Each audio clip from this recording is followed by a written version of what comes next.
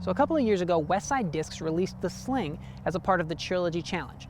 And I threw it a little bit then, but it's kind of flown under the radar since then. Let's take a closer look at the Sling.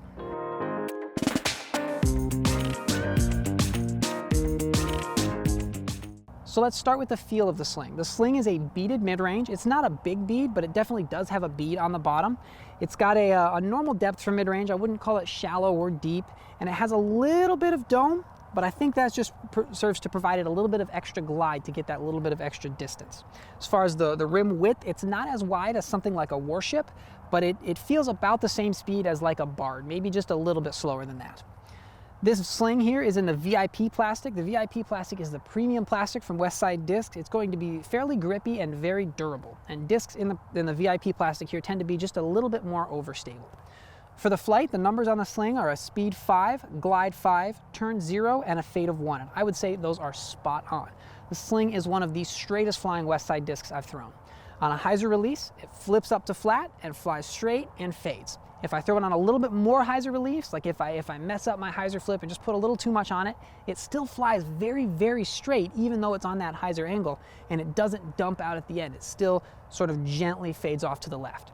Now on a flat release, I could get this disc to work fairly far to the right. I could get a nice big swooping anhyzer out of it, but it had a lot of control. Because it is that mid-range speed, it's going to be very easy to control on that big turnover shot. But what I really think the Sling shines on is in the woods. The Sling is fantastic for those straight tunnel shots that go, for me, right around 250 to 300 feet. It's going to be very reliable. I can throw it on pretty much any amount of Hyzer that I want to. It's going to flip up to flat, fly fairly straight with just a gentle fade out at the end. And that straight flying flight is very forgiving. So if I throw it just a little bit too flat, it's not going to flip over too far to the right. Or if I throw it on a little too much Hyzer, it's not going to dump over to the left. It's a very forgiving disc that's easy to fly straight. I think this disc is going to be fantastic for all of those long straight shots in the woods.